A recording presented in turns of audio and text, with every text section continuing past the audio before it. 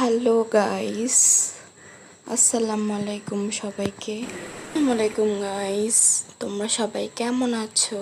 আশা করি ভালো আছো।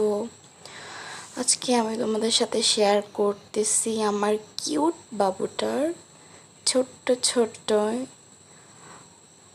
ভালো মুহূর্তগুলো।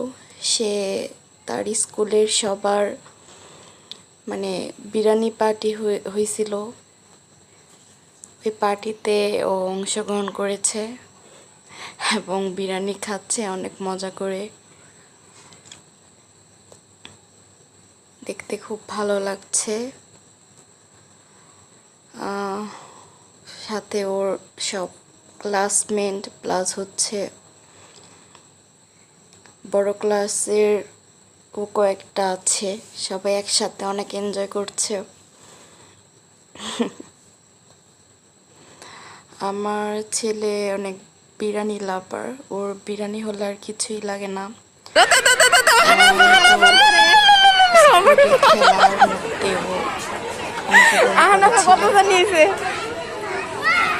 জীবনে ফার্স্ট আবার দিব খেলা দিছে।